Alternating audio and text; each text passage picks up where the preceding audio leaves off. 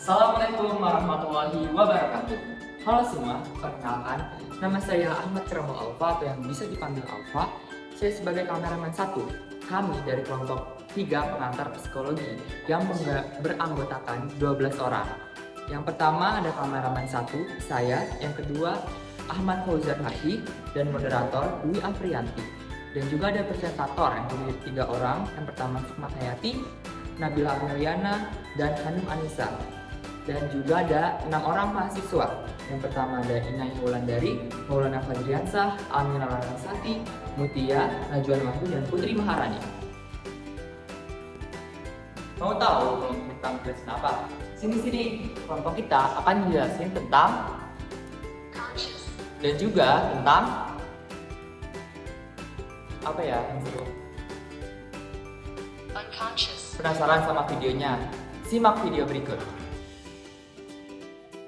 Selamat pagi teman-teman semua. Pagi. Ih, semangat banget nih. Oke, sebelumnya aku perkenalkan diri ulang ya. Aku Sukma Hayati yang akan jadi presentator pada pagi hari ini. Sebenarnya teman-teman udah tahu belum sih kita mau bahas apa pada pagi hari ini? Belum. Oke, langsung aja aku kasih tahu ya. Jadi pagi hari ini kita mau bahas tentang kesadaran atau consciousness. Lanjut Kak. Nah, sebenarnya yang tahu belum sih kesadaran itu apa? Belum.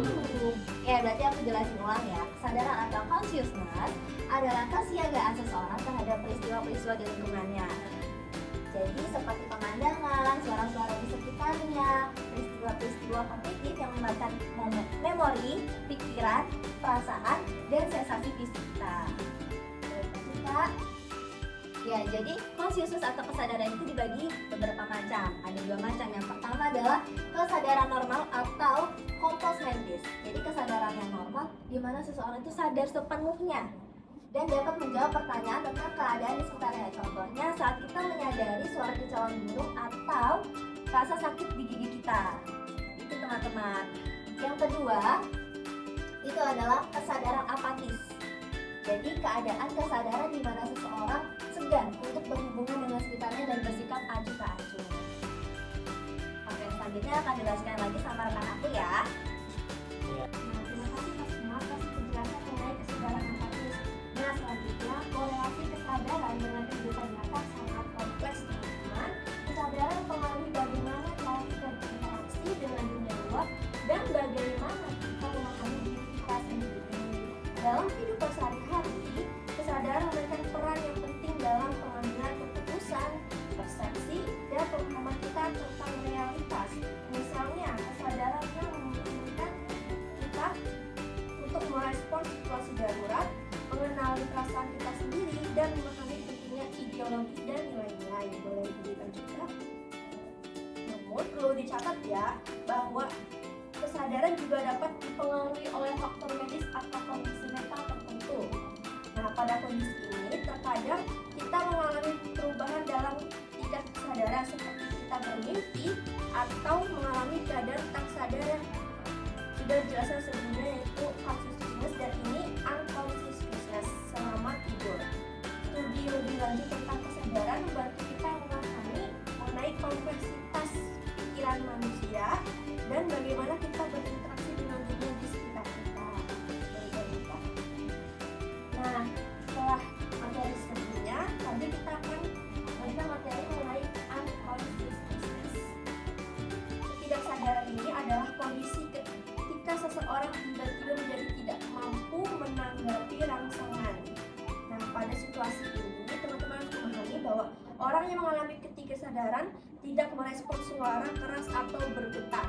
Kondisi ini dapat memungkinkan terhentinya pernapasan atau hilangnya denyut nadi. Karena ketidaksadaran ini bisa disebabkan oleh berbagai faktor, mengenai faktor penyakit, cedera, atau penggunaan narkoba dan alkohol. Nah, saya akan jelasin oleh rekan saya. Melanjutkan penjelasan dari rekan-rekan yang sebelumnya. Nah, mungkin dari tadi teman-teman semua bertanya-tanya, apa sih korelasinya dengan kehidupan nyata kita? Nah, yang pertama itu ada prioritas komunikasi.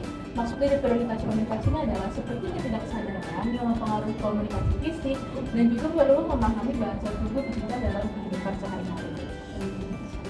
Nah, kemudian yang kedua ada kesadaran atau awareness. Maksud dari kesadaran atau awareness ini adalah kesadaran tentang tentang lingkungan sekitar kita, termasuk memori, pikiran, perasaan, dan sensasi fisik yang juga relevan dengan kehidupan nyata. Kemudian kesadaran ini membantu kita untuk berinteraksi dengan dunia dan membuat keputusan yang bijaksana. Oke, terima kasih kepada rekan presenter yang sudah melakukan penyuluhan tentang consciousness dan unconsciousness. Mungkin dari rekan-rekan mahasiswa masih ada yang belum paham atau masih ada yang ingin ditanyakan kepada rekan-rekan mahasiswa. Silakan. Saya Kak, Oke, silakan. izin bertanya ya Kak. Izin dulu ya Kak. Saya Maulana dari rekan mahasiswa, saya ingin bertanya. Tadi kan dijelaskan tentang consciousness dan unconsciousness. Nah, yang saya ingin tanyakan di sini, bagaimana sih Kak korelasinya kesadaran dan konsep diri dalam mempengaruhi interaksi sosial itu sendiri? Terima kasih Kak. Oke, baik. Terima kasih Kak Maulana atas pertanyaannya. Bagaimana rekan-rekan sudah dipahami oleh Maulana? Oke, mungkin saya akan membuka satu sesi pertanyaan kepada rekan-rekan mahasiswa yang masih ada yang ingin bertanya. Boleh acungkan tangannya. Sebelumnya izin perkenalkan ya Pak, saya Aldina Larasati, izin bertanya, apakah ada contoh situasi di mana individu memiliki kesadaran yang tidak dimengerti yang mempengaruhi kehidupan mereka dan bagaimana mereka bisa mengubahnya melalui konsep diri? Oke, terima kasih kepada Alna atas pertanyaan. Bagaimana rekan-rekan sudah dipahami pertanyaannya?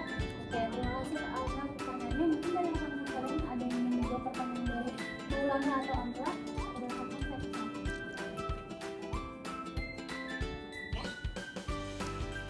Sebelumnya izin lagi saya Hayati selaku peserta paparan hari ini. Aku mau izin jawab pertanyaan dari Maulana karena pertanyaan ini cukup bagus. Apa sih sebenarnya korelasi antara kesadaran diri dan konsep diri? Jadi begini Maulana, kalau misalnya kesadaran diri itu kamu menyadari diri kamu, entah itu dari tipe kamu seperti apa, entah itu misalnya extrovert atau introvert, terus juga kelemahan kamu atau mungkin kelebihan kamu. Dan konsep diri itu adalah bagaimana kamu menempatkan diri kamu bersama orang-orang lain. Contohnya, kamu sadar kamu itu orangnya humble, kamu suka berbaur dengan orang lain. Maka konsep diri kamu adalah bagaimana kamu bisa memposisikan diri kamu untuk menjadi humble di lingkungan teman-teman kamu. Saya kembali ke moderator. Oke, bagaimana Maulana? Apakah jawaban dari rekan saya Sukma Hayati sudah dimengerti oleh Maulana? Oke, terima kasih. Selanjutnya rekan-rekan ada yang pertanyaan dari Amra? Dipersilakan. Ini izin memperkenalkan, saya Alina. Saya ingin menjawab pertanyaan dari Alina.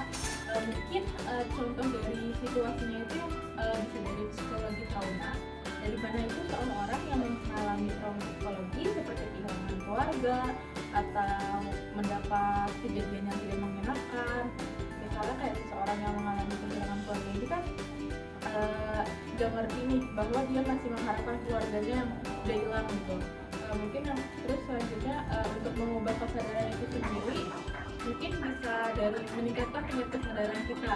Nah, meningkatkan tingkat kesadaran ini sendiri kan misalnya kayak seseorang yang memiliki kesadaran tidak mengerti dalam suatu pelajaran gitu kan, berarti kita lebih banyak belajar lagi untuk lebih mengerti dan jadi lebih meningkatkan kesadaran itu sendiri. Oke, terima kasih atas rekan saya. Jawabannya bagaimana Alina? Apakah sudah dimengerti? Dipahami Pak? Terima kasih. Oke, terima kasih kepada rekan-rekan mahasiswa yang sudah bertanya. Mungkin sesi pertanyaan pada sesi kali ini saya tutup mengenai consciousness dan unconsciousness yang telah dibawakan oleh Puskesmas Melati. Semoga apa yang kita sampaikan dapat bermanfaat bagi para mahasiswa yang telah hadir di sini, dan terima kasih juga telah menyempatkan waktunya dan memperhatikan penyuluhan dari Puskesmas Melati ini. Semoga apa yang kita dapatkan hari ini dapat bermanfaat untuk kita ke depannya. Oke, semoga kita dapat berjumpa di kesempatan lain waktu ya. Ya, sama-sama. Sampai jumpa. Assalamualaikum warahmatullahi wabarakatuh. Waalaikumsalam warahmatullahi wabarakatuh.